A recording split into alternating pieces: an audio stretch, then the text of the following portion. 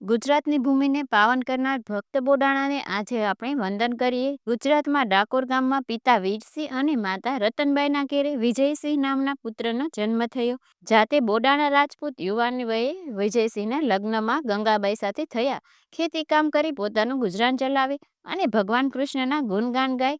બંને પતિ પત્ની એક વખત દ્વારકા જતા સંઘ સાથે દ્વારકા ભગવાન રણછોડરાયના દર્શન કરવા તેમની સાથે ગયા અને દર વર્ષે દ્વારકા જવાના નિયમ લીધા. ભગવાન દ્વારકાધીશની દિવ્ય મૂર્તિના દર્શન કર્યા. દ્વારકાધીશની મૂર્તિ ઉપરના શ્રૃંગારમાં તુલસીની માળા જોઈને ભક્ત બોડાણાના મનમાં થયું કે પ્રભુના રત્નજડિત આભૂષણોની ઉપર તુલસીની માળા છે તે ભગવાનને ખૂબ જ ગમે છે.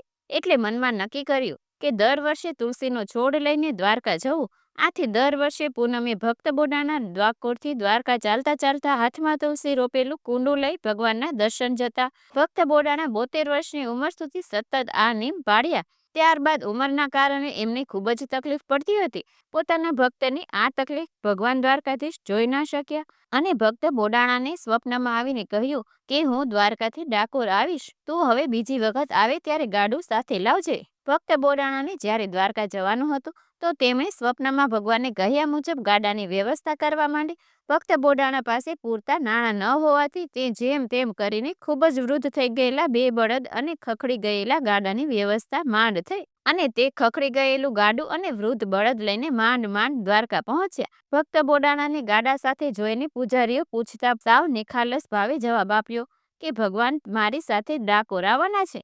ભગવાન દ્વારકા છોડીને ડાકોર જતા રહેશે તો પોતાનું શું થશે? તેની બીકે પૂજારીઓ રાત્રે મંદિરને તાળા મારી દીધા. પણ ભગવાન કોઈના બંધનમાં થોડા રહે. તાળા તોડીને ભક્ત બોડાણાની સાથે ડાકોર જવા પ્રયાણ કર્યું.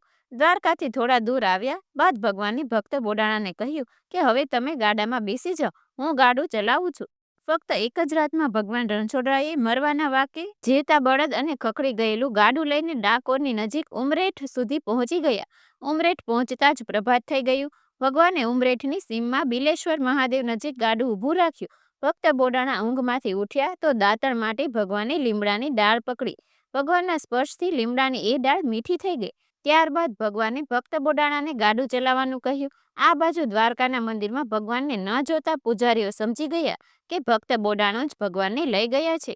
તેથી તેઓ પાછળ ડાકોર પહોંચ્યા. ડાકોર આવી પહોંચેલા પૂજારીઓએ એવી શરત મૂકી કે જો ભગવાનને ડાકોરમાં રાખવા હોય તો મૂર્તિના વજન જેટલું સોનું આપવું પડશે. કારણ કે તેમને ખબર હતી કે ભક્ત બોડાણા ગરીબ છે એટલે સોનું નહીં આપી શકે અને ભગવાનની મૂર્તિ દ્વારકામાં જ રહેશે અને જો ડાકોરમાં રહી પણ જાય તો તેમની મૂર્તિની ભારોભાર સોનું મળશે. ફક્ત બોડાણા પાસે તો સોનાના નામે તેમની પત્ની ગંગાબાઈએ પહેરેલી નાકની ફક્ત એક વાળી હતી. ગોમતીને તીરે જ્યાં મૂર્તિને એક પલ્લામાં મૂકી તેની સામે પલ્લામાં વાળી મૂકવામાં આવી. બધાના આશ્ચર્ય વચ્ચે વાળીનું વજન મૂર્તિના વજન કરતાં વધી ગયું.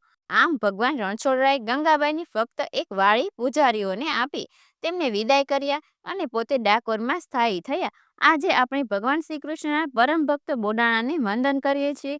તો મિત્રો, આવા જ અવનવા વિડીયો જોવા માટે આજે જ અમારી ચેનલ મસ્ત જ્ઞોને સબસ્ક્રાઇબ કરો. ધન્યવાદ.